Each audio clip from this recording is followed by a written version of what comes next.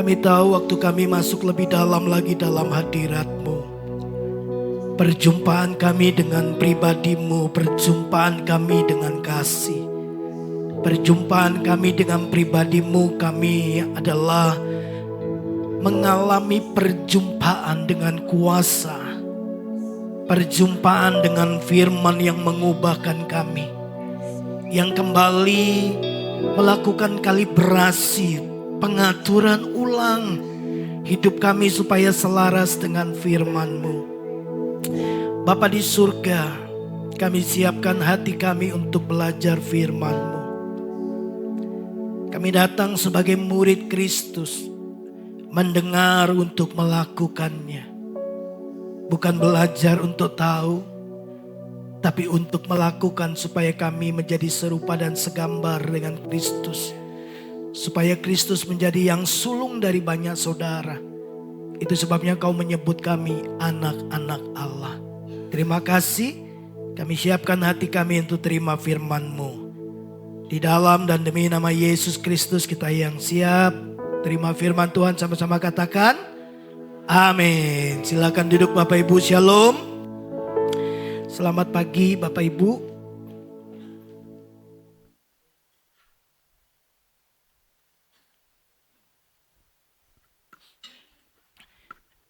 Ya,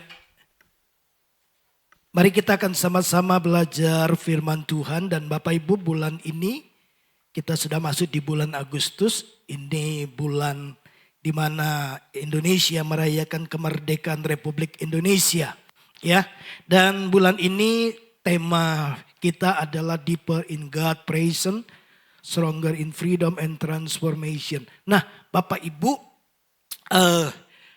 semakin dalam kita tinggal di dalam hadirat Tuhan, semakin kuat juga kita akan mengalami kemerdekaan, kebebasan dan perubahan. Ada lagu yang lama yang di awal-awal pertobatan saya suka nyanyikan lagu ini. Ya, saya enggak tahu Bapak Ibu tahu enggak? Di hadirat-Mu aku. Tahu? Di hadirat-Mu aku bebas. Di hadirat-Mu ku datang, persembahkan lagu di hadapan Rajaku. Enggak ya? Padahal itu lagu lama loh. Awal-awal tahun 90 saya bertobat, saya suka lagu itu. Di hadirat Tuhan saya dipuaskan, dibebaskan, dan saya mengalami kekuatan yang datang dari Tuhan. Nah Bapak Ibu yang dikasihi oleh Tuhan, hari ini saya ingin mengajak kita untuk sama-sama belajar tentang Deeper in God Presence. Nah, semakin dalam di dalam hadirat Tuhan. Kita akan belajar dari salah satu tokoh Alkitab. Bagaimana sebuah perjalanan spiritual dari penulis Alkitab, yaitu Raja Daud dari Mazmur 27. Bukan hanya sekedar sebuah pelarian, tapi ini sumber transformasi dan perubahan ya yang dialami oleh Raja Daud. Nah Bapak Ibu, mari kita lihat satu ayat untuk menjadi awalan untuk kita sama-sama masuk ya, untuk mengerti apa yang menjadi kerinduan Tuhan pagi hari ini. Nah, ayat ini tentu sudah familiar buat Bapak Ibu Saudara. Bahkan ayat ini sering dinyanyikan. Satu hal telah ku minta kepada Tuhan, itulah yang ku ingini. Apalagi? Di rumah Tuhan seumur hidupku, menyaksikan kemurahan Tuhan. Coba refnya. Dan menikmati baitnya, dan menikmati kasihnya, dan menikmati kasihnya, dan menikmati firman-Nya. Nah Bapak Ibu, lagu ini digubah sesuai dengan Mazmur 27 ayat 4. Ya, kita baca sama-sama 1, 2, 3. Satu hal telah ku minta kepada Tuhan, itulah yang ku ingini, diam di rumah Tuhan seumur hidupku. Alkitab yang terbuka menerjemahkan ini baik-baik Bapak Ibu. Satu hal sudah aku minta kepada Tuhan, bahwa yang paling ku inginkan adalah tinggal di rumah Tuhan sepanjang hari hidupku. Bapak Ibu yang dikasih oleh Tuhan, kita tahu bahwa Daud ini seorang raja yang sangat berkuasa, ya. Dan dia sedang ada di dalam puncak kejayaannya. Dia punya harta, dia punya tahta, dia punya kekuasaan, dia memiliki pasukan yang gagah perkasa, kuat dan tidak terkalahkan. Bahkan dia punya triwira yang bisa mengalahkan satu orang itu bisa ratusan ya orang sekali berperang. Ya, dia punya pahlawan-pahlawan yang hebat. Ya, nah satu kali dia memberikan perintah, semua mereka kemudian bergerak mengikuti arahan, mengikuti komando daripada Raja Daud. Jadi secara keseluruhan kita melihat bahwa dia punya hal yang luar biasa dan tidak terbatas dalam hidupnya ini. Tapi dari semua hal yang tidak terbatas itu, ketika Daud mengungkapkan apa yang paling penting, ya, mengungkapkan kerinduannya yang paling dalam, raja ini cuma minta satu hal, one thing, ya. Dia cuma minta satu hal yang paling dia inginkan. Ini yang paling aku inginkan Tuhan, ya. Bukan menjadi raja yang hebat, bukan menginginkan kerajaan yang semakin besar, bukan juga menginginkan wilayah baru yang perlu ditaklukkan, ya. Bukan juga kemenangan-kemenangan perang yang sudah berkali-kali dia sudah kerjakan. Dia juga nggak minta umur yang panjang. Dia enggak minta kekayaan Bapak Ibu. Cuma satu hal yang dia minta. Dan ini kelihatannya sangat simple. Tapi efeknya luar biasa. Apa itu? Diam di dalam hadirat Tuhan. Nah, Bapak Ibu yang dikasih oleh Tuhan. Sekarang coba kita terapkan itu dalam hidup Bapak Ibu Saudara sekarang. Ya. Seandainya Bapak Ibu, coba gini, tiba-tiba Tuhan itu menampakkan diri kepada saudara, lalu Tuhan bilang begini, anakku minta satu hal kepadaku dan aku jamin aku akan memberikannya kepadamu. Aku jamin dengan kualitasku, karakterku, kesetiaanku, aku akan mengabulkannya. Nah, Bapak Ibu, kira-kira apa yang akan Bapak Ibu minta kepada Tuhan? 10 detik.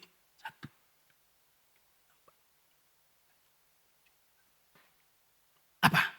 Nah, Bapak Ibu, sebenarnya saya mau putar satu cuplikan iklan Jarum 76. Bapak Ibu ingat yang kayak ya lampu kayak lampu Aladin gitu. Ketendang terus dia muncul. Minta satu hal, saya akan kabulkan. Nah, saya mau putar cuma gambarnya jelek gitu. Saya bilang sama Simon, bisa enggak? Ya. Nah, hari ini seandainya Tuhan muncul di depan saudara dan berkata, minta satu hal dan aku akan berikan kepadamu. Bapak Ibu, coba kita jujur. Apa hal pertama yang terlintas di dalam kepala Bapak Ibu Saudara barusan? Nah, kalau kita mau jujur Bapak Ibu, ya mungkin daftar permintaan kita nggak jauh-jauh dari hal-hal ini. Ya, kesembuhan dari penyakit. Bagi yang sakit, ya, atau mungkin Tuhan aku pengen pekerjaan yang stabil, bahkan cenderung meningkat, ya. Tuhan aku pengen pasangan hidup. Yang lain mungkin Tuhan cicilan rumah supaya cepat selesai, ya. Apalagi Tuhan aku mau pekerjaan dan bisnis yang meningkat dengan signifikan. Atau mungkin ada yang minta gini, Tuhan, udahlah sekadar hidup yang tenang tanpa drama. Gitu ya. Nah, Bapak Ibu, jangan salah paham Bapak Ibu. Semua hal ini baik dan sangat baik. Dan itu permintaan yang wajar, ya. Bukankah kita butuh semua hal ini dalam hidup kita sehari-hari? Kesehatan, pekerjaan, ya, kemudian apalagi keberhasilan, ya, kehidupan yang tenang. Itu semua hal yang wajar untuk kita minta kepada Tuhan. Tapi lihatlah, ada sebuah perbedaan yang mungkin membuat kita cukup terkejut antara apa yang kita inginkan yang menjadi pengejaran kita dengan prioritas utama dari seorang raja yang namanya Daud. Dan inilah rahasia terbesarnya dari kehidupan Raja Daud, Bapak Ibu. Di tengah-tengah semua pencapaiannya dia, di tengah-tengah semua keberhasilannya dan prestasinya yang luar biasa, Daud kemudian menuliskan ini, satu hal yang aku minta kepada Tuhan dan itu yang paling aku inginkan, yaitu diam di dalam rumah Tuhan seumur hidupku. Nah, coba resapi kata-kata ini. Resapi kalimat ini baik-baik, Bapak Ibu Saudara.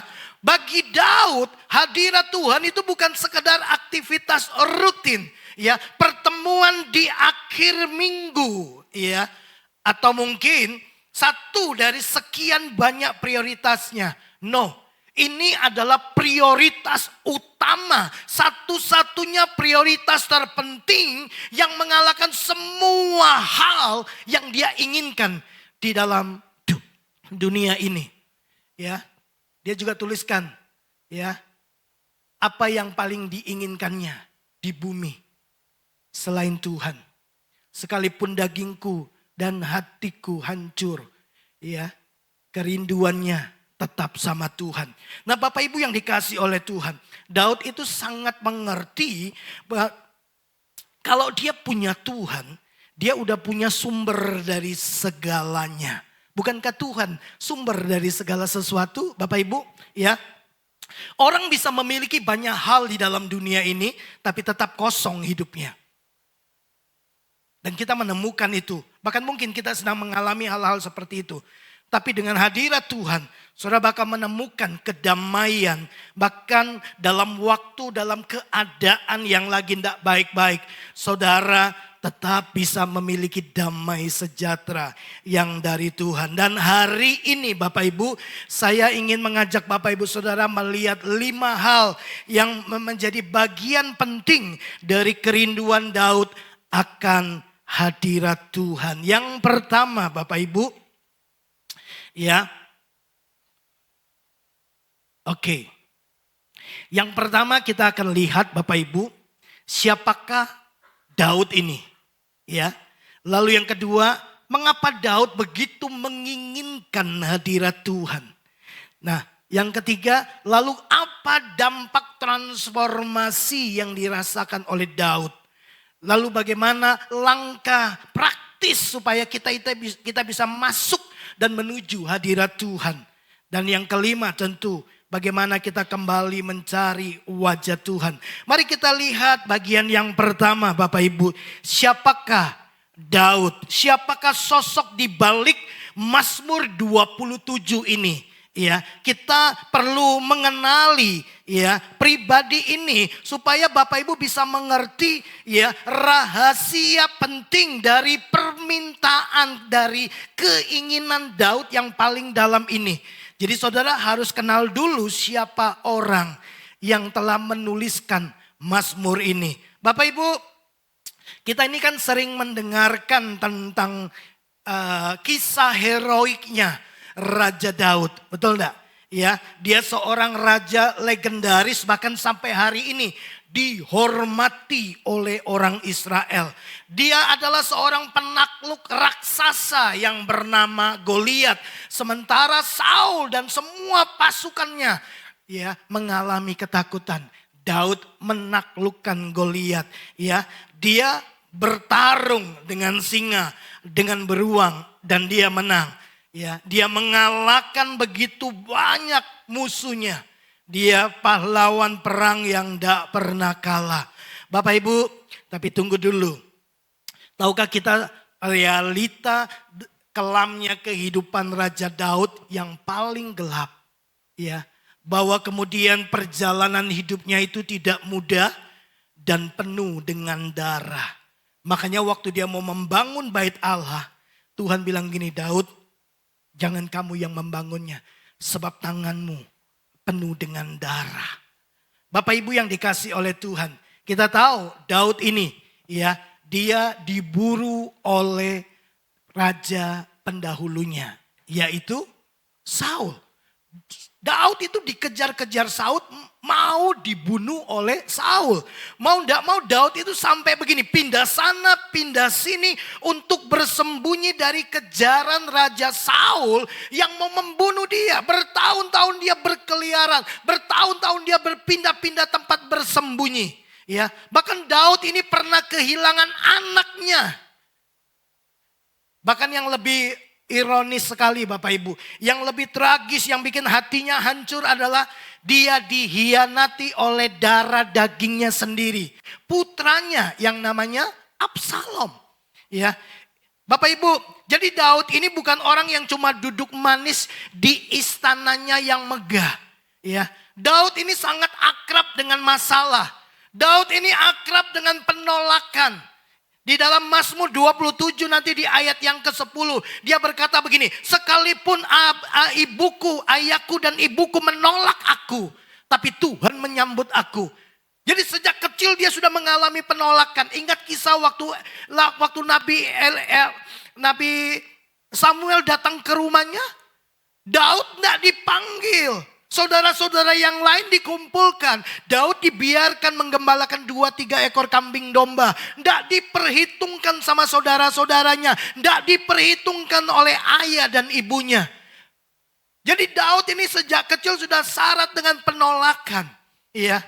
Dia punya trauma, dia punya tekanan mental, dia punya keputusasaan yang sangat tinggi. Dia pernah datang kepada Tuhan, dia berkata begini, hai jiwaku mengapa engkau gundah gulana di dalam batinku. Dia berkata begini, tekanan ini begitu menghimpit dia waktu dia jatuh dalam dosa. Dia mengalami semua yang kita alami hari-hari ini. Bapak Ibu, Daud itu ditempa oleh api penderitaan dan pengkhianatan yang luar biasa. Pengkhianatan yang ekstrim. Bukan hanya dari orang-orang terdekatnya. Penasehatnya juga mengkhianati dia. Tapi juga anaknya mengkhianati dia. Dia tidak ditempa di atas tempat tidur yang begitu nyaman dan empuk. Bapak Ibu, Daud tahu bagaimana rasanya hidup dalam tekanan. Itu sebabnya kerinduan Daud bukan muncul saat dia nyaman. Bukan. Kerinduannya justru lahir dari pengalaman dia berjalan bersama dengan Tuhan. Ini Daud yang menuliskan satu hal yang aku minta kepada Tuhan. Yang paling aku inginkan adalah diam, tinggal di dalam hadirat Tuhan. Sekarang Bapak Ibu, mari kita coba temukan mengapa Daud sangat menginginkan, ya, mengapa Daud sangat menginginkan hadirat Tuhan. Mengapa Daud memilih hadirat Tuhan sebagai keinginan terkuatnya, sebagai keinginan yang utama dan yang terdalam di dalam hidupnya. Bapak Ibu, jawabannya sangat sederhana. Karena Daud tahu bahwa hadirat Tuhan adalah tempat yang paling aman baginya. Hadirat Tuhan itu sumber keamanan yang paling mutlak. Nah, tentu Bapak Ibu akan bertanya-tanya ya. Mungkin muncul sebuah pertanyaan yang besar di kepala kita. Kenapa orang yang sekuat ini, segagah ini, seberkuasa ini yang biasa bergulat dengan singa, mengalahkan beruang, kalahkan dan taklukkan bangsa-bangsa dan kerajaan-kerajaan, mengalahkan ribuan tentara, malah sampai pada sebuah kesimpulan di perjalanan hidupnya, kalau satu-satunya yang dia mau itu cuma hadirat Tuhan.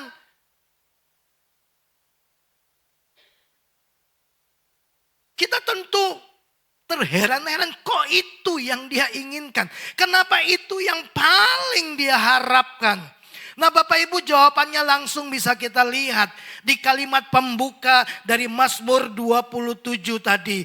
Tuhan adalah terangku dan keselamatanku. Kepada siapakah aku harus takut? Aku tidak takut. Nah Bapak Ibu yang dikasih oleh Tuhan. Ya, Daud tidak bilang begini, pasukanku adalah keselamatanku. Tidak.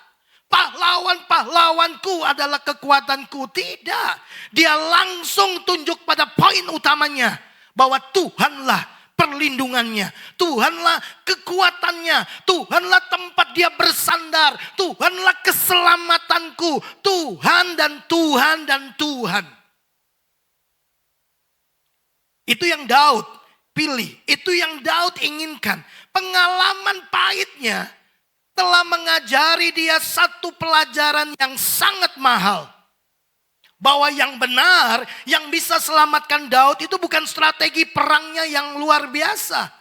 Dan juga bukan karena pahlawan-pahlawan gagah perkasa yang ada di kiri kanannya. Bukan karena hadirnya Triwira yang kalau berperang itu sangat-sangat luar biasa. Punya kekuatan mengalahkan musuh yang sangat hebat. Bukan itu. Daud tahu bahwa yang benar-benar bisa menjamin keselamatannya. Itu adalah kehadiran Tuhan secara nyata di dalam hidupnya. Kalau Bapak Ibu baca kisah Daud, setiap kali dia mau pergi berperang, selalu yang pertama dia cari adalah Tuhan. Dia berdoa, Tuhan aku kejar ndak, Tuhan aku baju ndak, Tuhan aku berperang ndak. Selalu begitu, padahal dia jago dalam berperang. Dia mengalahkan musuh, kerajaan demi kerajaan dia taklukkan. Tapi dia selalu menjadikan Tuhan yang pertama yang dia cari. Bapak Ibu yang dikasih oleh Tuhan. Bagi Daud hadirat Tuhan adalah tempat yang paling aman, yang paling hakiki dalam hidupnya. Bukan cuma selamatkan dia secara fisik, tapi itu jadi tempat perlindungan. Ya, di dalam ayat-ayat selanjutnya kita menemukan bahwa dia terlindungi. Tuhan melindungi dia dari musuh-musuhnya di dalam baitnya, di dalam rumah Tuhan. Ya, itu menjadi tempat di mana dia menemukan kedamaian. Dan Bapak Ibu, jujur ini sangat relevan dengan kehidupan kita hari-hari ini. Saudara dan saya hidup di dunia yang mengajari kita untuk mengumpulkan, untuk membangun rasa aman di tempat yang sebenarnya gampang sekali hancur, gampang sekali runtuh. Apa itu? Saldo ATM. Ya. Saudara, kalau di ATM kita itu uangnya banyak, itu tiba-tiba kita punya rasa aman ya. Betul enggak Bapak Ibu? Ya, gelar akademis, pendidikan kita, apalagi jabatan, posisi kita di kantor, di tempat pekerjaan, apalagi koneksi orang dalam yang punya kuasa, punya kekuatan, punya power. Ya, kita itu seringkali menaruh rasa aman kita itu di tempat-tempat yang seperti itu. Tapi jujur kita semua juga tahu kan, satu krisis ekonomi saja atau satu masalah kesehatan saja, tiba-tiba boom, begitu terjadi, semua itu bisa menguap, hilang dalam sekejap. Begitu Bapak Ibu dibilang sama dokter, Anda terkena kanker, sudah stadium akhir. Bapak Ibu, damai kita langsung hilang. Ketakutan segera menghampiri. Ya, kita kemudian menjadi panik, khawatir. Ya, uang sudah tidak lagi menjadi hal yang penting buat kita. Yang penting sembuh, yang penting sembuh. Ya, Bapak Ibu lihat satu krisis saja, kemudian seluruh harta kita bisa hancur. Bapak Ibu yang dikasih oleh Tuhan, dunia ini cuma bisa hanya menawarkan Bapak Ibu hal-hal yang fana.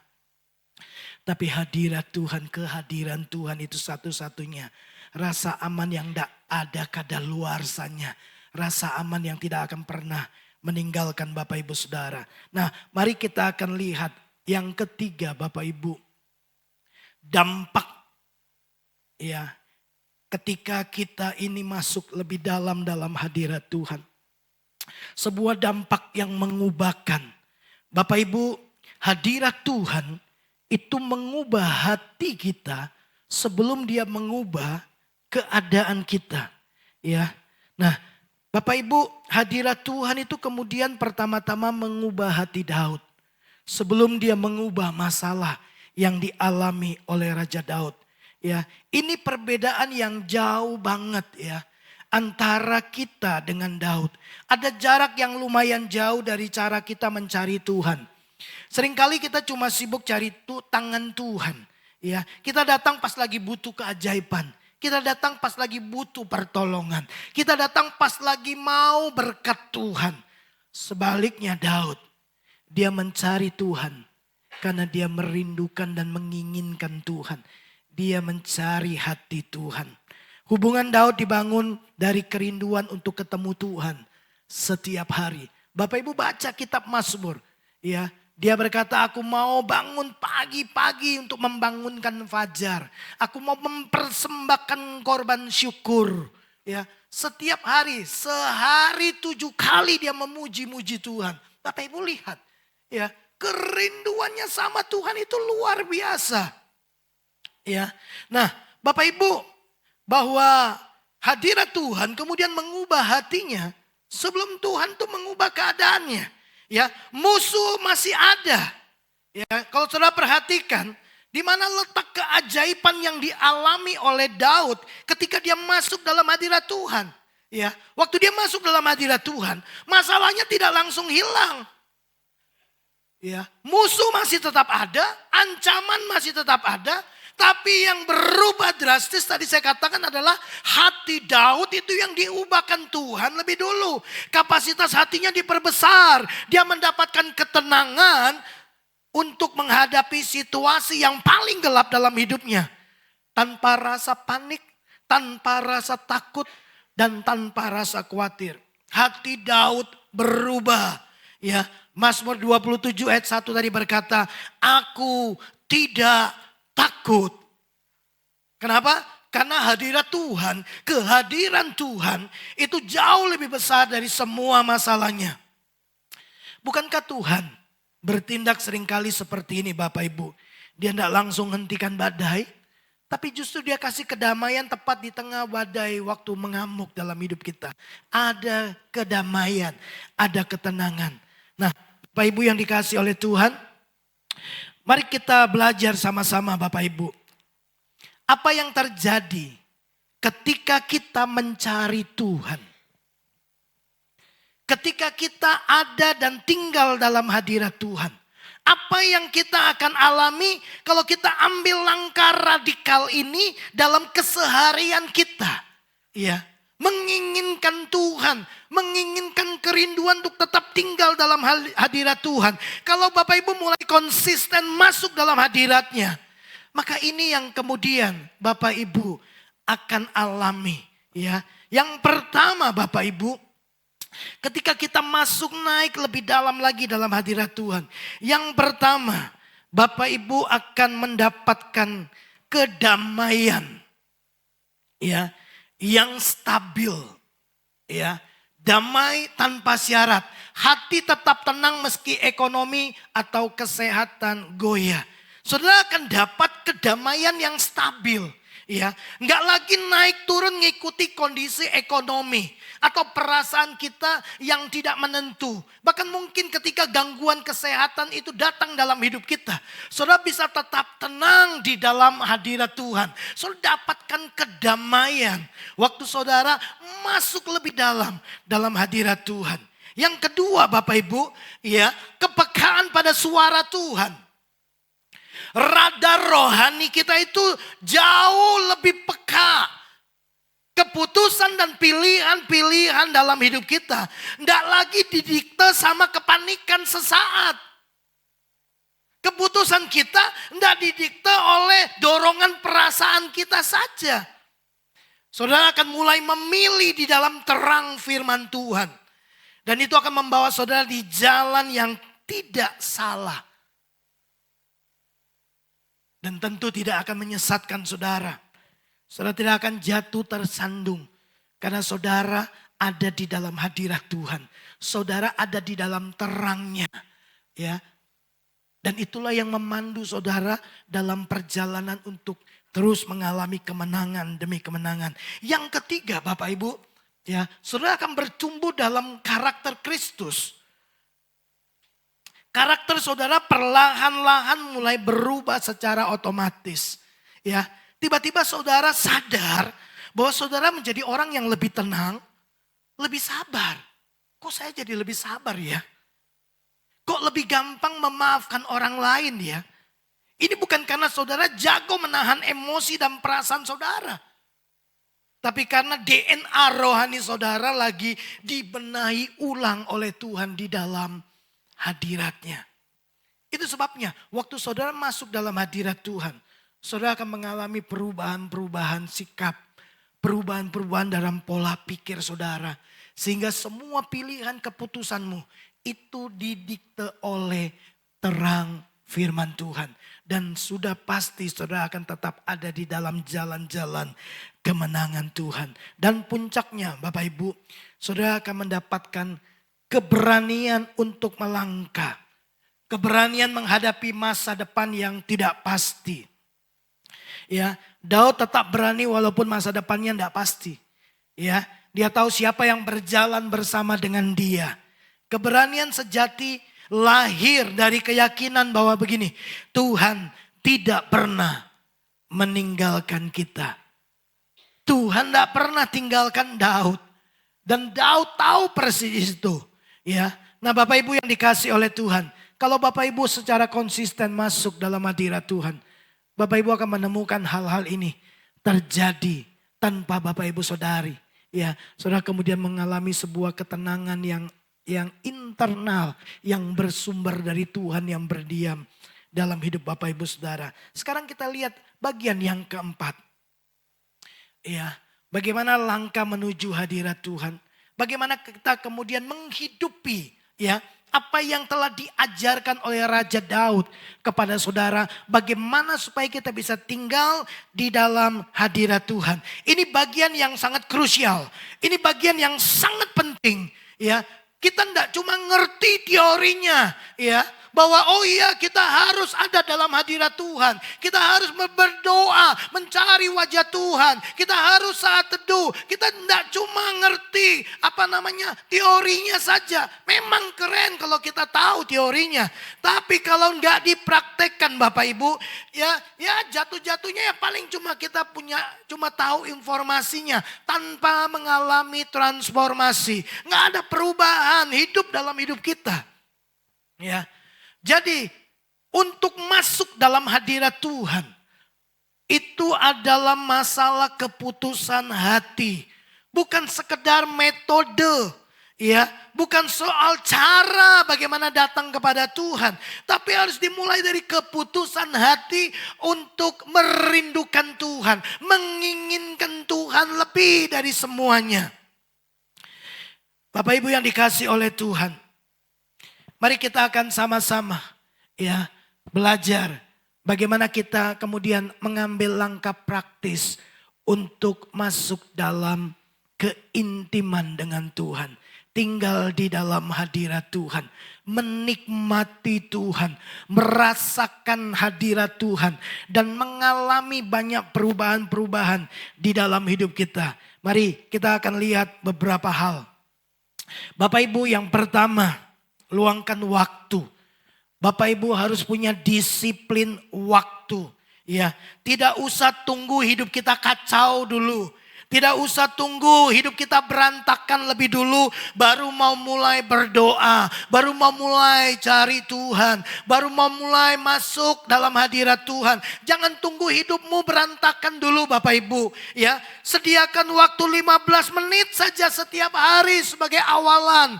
Ya, sisihkan waktu. Jangan sisakan waktu.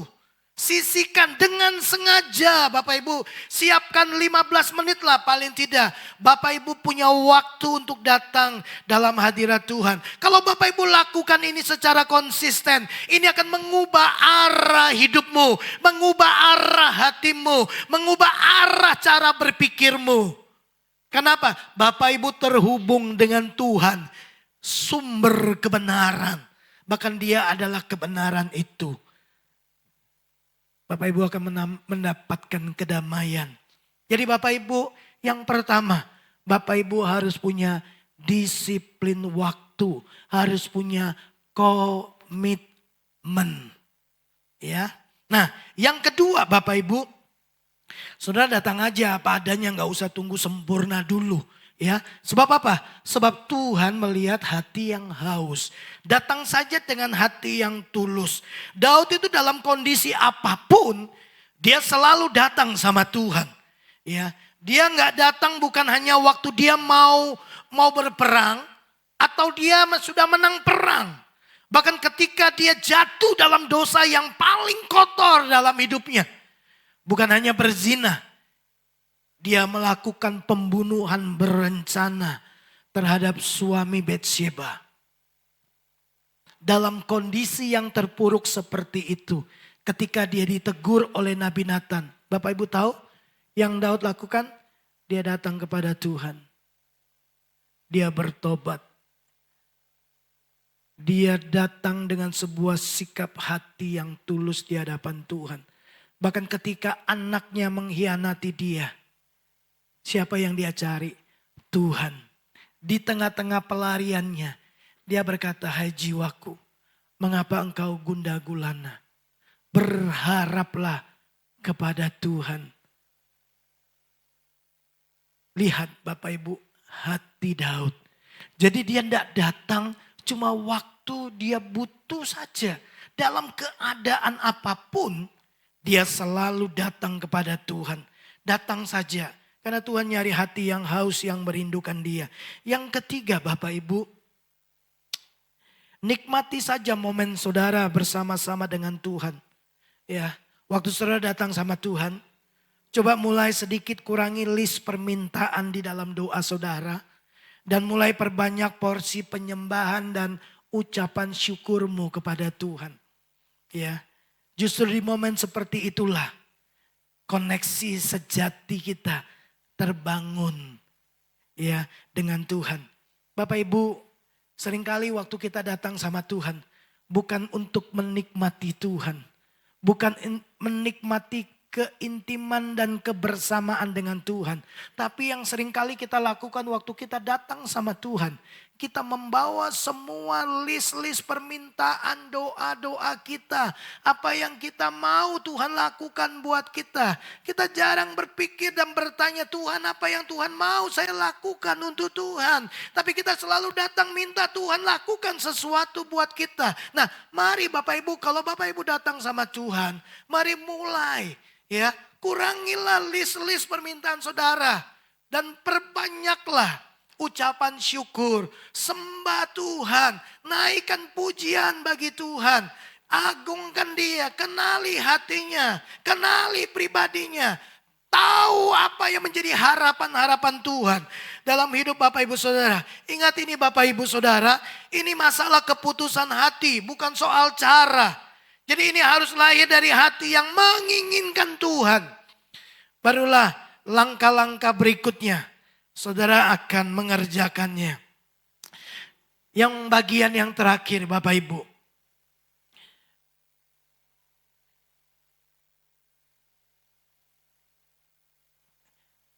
Boleh? Bagian yang terakhir. Poin yang kelima.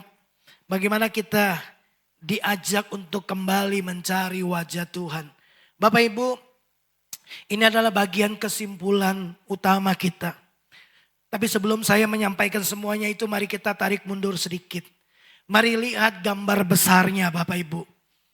Kira-kira menurut Bapak Ibu Saudara, apa warisan yang Daud mau tinggalkan buat saudara dan saya? Setelah dia menuliskan Mazmur 27 ini Bapak Ibu. Berabad-abad setelah tulisan ini di perjanjian baru dicatat di dalam Kisah Para Rasul. Tuhan sendiri membuat sebuah pernyataan, sebuah statement yang luar biasa tentang Daud. Tuhan bilang begini, Daud ini adalah seorang yang berkenan di hatiku. Betul Bapak Ibu? Aku telah menemukan Daud bin Isai, seorang yang berkenan di hatiku, yang melakukan kehendakku pada zamannya. Semua kehendak Tuhan dikerjakan oleh Daud. Ya, jadi lihat Bapak Ibu, Daud datang hadirat Tuhan. Ya, dia bukan minta Tuhan mengerjakan apa yang dia mau. Tuhan tuh bilang ini, Daud melakukan semua kehendakku. Semua perintahku. Jadi Daud tuh datang sama Tuhan. Cuma mau bilang begini, Tuhan mau apa? Tuhan mau enggak aku kejar? Jadi bukan dia yang mau. Dia mau kalahkan semua musuh. Tapi dia selalu tanya, ini sesuai dengan yang Tuhan mau enggak? Waktu dia mau bangun bait Allah. Ini untuk Tuhan. Sebagai rasa rindu dan cintanya kepada Tuhan. Dia pun nanya Tuhan, aku mau bangun bait Allah. Tuhan mau enggak? Tuhan bilang gini, baik sih. Tapi aku enggak mau kamu lakukan. Aku mau anakmu yang lakukan. Bapak Ibu, dia nurut loh Bapak Ibu. Dia bilang, loh Tuhan ini niat baikku loh, ini niat luhurku loh. Enggak Bapak Ibu. Oke Tuhan. Lalu dia mulai persiapkan semua yang dibutuhkan untuk pembangunan bait Allah. Dan dia izinkan anaknya. Tuhan mau kamu yang lakukan. Bapak Ibu lihat. Tuhan itu sampai bilang gini. Daud itu berkenan di hatiku. Karena kalau dia datang, enggak cuma minta. Dia datang selalu tanya, maunya Tuhan apa? Kehendaknya Tuhan apa? Yang Tuhan rindukan apa? Apa harapan Tuhan dalam hidupku? Tuhan pengen apa sama keluargaku? Tuhan pengen apa dengan bisnisku? Tuhan pengen apa dengan anak-anakku? Tuhan pengennya apa? Dan dia lakukan. Jauh beda dengan kita Bapak Ibu. Kita datang minta Tuhan berkati aku. Tuhan berkati keluargaku. Selalu yang kita minta ujungnya Tuhan terus aku. Tuhan untuk aku. Tuhan. Tapi Daud enggak. Tuhan apa yang Tuhan mau lakukan. Aku lakukan untuk Tuhan. Bapak Ibu, waktu saya merenungkan ini Bapak Ibu. Ketika Tuhan bilang Daud ini seorang yang berkenan di hatiku. Padahal kita semua tahu kan Bapak Ibu. Ya, Daud itu jauh dari kata sempurna. Ya kan? Dia pernah jatuh dalam dosa kan. Dalam perzinahan. Merebut istrinya orang. Merencanakan kematian Uria. Di medan pertempuran itu dengan sengaja. Daud itu jahat loh Bapak Ibu. Nabi Nathan tuh sampai tegur dia. Ya. Nah, jadi Daud ini tidak sempurna. Tapi kenapa dia mendapat gelar seistimewa itu dari Tuhan? Oh, ingat ini pujian dari Tuhan loh Bapak Ibu. Ini bukan pujian dari manusia. Karena pujian manusia itu gampang berubah. Ya, seiring waktu dan peristiwa. Orang yang kita puji-puji hari ini. Bisa kemudian kita maki-maki di hari esok. Ya enggak? Tapi ini pujian Tuhan. Kenapa Daud bisa mendapat gelar seistimewa itu dari Tuhan? Bapak Ibu, jawabannya sederhana. Tadi saya katakan, Daud bukan manusia yang sempurna. Dia pernah gagal, pernah jatuh ke dalam dosa, dia pernah menangis, dia pernah kehilangan segalanya. Tapi dalam kondisi seperti itu, ini yang dia lakukan. Daud selalu kembali kepada hadirat Tuhan. Karena setiap kali Daud jatuh, setiap kali dia hancur karena kesalahannya, dia tidak pernah memilih untuk lari menjauh dari Tuhan. Dia selalu lari berbalik kembali ke pelukan Tuhan dengan pertobatan yang sungguh-sungguh. Itulah sebabnya ia disebut orang yang berkenan di hati Tuhan. Bukan karena tanpa dosa, tapi karena pertobatannya yang sungguh-sungguh dan kerinduan hatinya akan Tuhan. Bapak Ibu, kalau hari ini dalam hidup kita merasa terpenjara oleh rasa bersalah kita, atau kita terjebak dalam sebuah kebiasaan buruk yang susah lepas, atau mungkin ketakutan dan kekhawatiran yang membuat saudara dan saya stres. Ingat ini, dunia dan orang-orang di sekitar kita akan minta kita lari, ya, lari dari kenyataan. Lewat apa? Lewat hiburan. Buatlah dirimu sibuk supaya enggak usah mikir itu, ya. Lakukan semua itu hanya sekedar untuk menghindar saja. Padahal kebebasan sejati dan kekuatan itu tidak pernah saudara dapatkan dengan cara melarikan diri dari masalah saudara. Saudara, apa yang saudara temukan?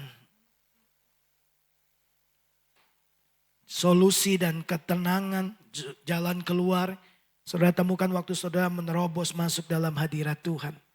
Mari lihat Daud. Apa yang dia katakan di dalam Mazmur 42 ayat 5. Inilah yang hendak ku ingat. Sementara jiwaku gundah gulana. Ini lagi tidak baik-baik Bapak Ibu. Bagaimana aku berjalan maju dalam kepadatan manusia. Mendahului mereka melangkah ke rumah Allah. Dengan suara sorak-sorai dan nyanyian syukur. Dalam keramaian orang-orang yang mengadakan perayaan. Bapak Ibu lihat. Daud tidak lepas dari masalah. Tapi setiap kali dia tahu tempat terbaik untuk dia datang. Dipulihkan, diampuni, dibebaskan. Dan mengalami ketenangan dan kedamaian. Adalah hadirat Tuhan. Dia berkata, aku berjalan maju dalam kepadatan manusia, mendahului mereka. Melangkah ke rumah Tuhan. Bukan dengan ratapan, Tuhan kenapa masalahku tidak selesai-selesai. Dia datang dengan nyanyian sorak-sorai, nyanyian syukur. Karena dia tahu Tuhan tidak pernah tinggalkan dia. Karena dia tahu Tuhan itulah keselamatannya. Tuhanlah yang menjadi pengharapannya. Nah, di tempat seperti itulah, di dalam hadirat Tuhan, tersedia pengampunan tanpa batas, pemulihan total, kuasa yang benar-benar bisa mengubah hati saudara. Karena itu Bapak Ibu, carilah wajah Tuhan. Jangan mencari kebebasan melalui pelarian, carilah melalui perjumpaan dengan Tuhan. Ya, di dalam hadiratnya ada pemulihan, pengampunan dan kuasa. Ketika saudara menemukan hadiratnya, saudara menemukan kebebasan yang tidak dapat diberikan oleh dunia. Hari ini Bapak Ibu, ada undangan Tuhan yang sebenarnya sangat simpel. Tapi itu berpotensi mengubah segalanya dalam hidup Bapak Ibu Saudara. Berhenti sekedar mencari tangan Tuhan untuk mendapatkan apa yang kita mau. Mulailah merindukan wajah Tuhan untuk kenal pribadinya. Karena percayalah Bapak Ibu, tepat saat saudara menemukan wajah Tuhan, menemukan hadirat Tuhan, menemukan pribadi Tuhan, saudara akan sadar kalau saudara sudah menemukan segala hal yang selama ini saudara sedang cari-cari. Di akhir sharing saya, khotbah saya pagi ini, saya mau akhiri dengan satu pertanyaan untuk saudara renungkan. Maukah saudara menjadikan kerinduan, keinginan seperti Daud ini sebagai satu-satunya hal yang saudara minta. Dan mulailah mencari wajahnya hari ini juga. Jangan tunggu masalah. Jangan sungguh saudara hancur baru cari Tuhan.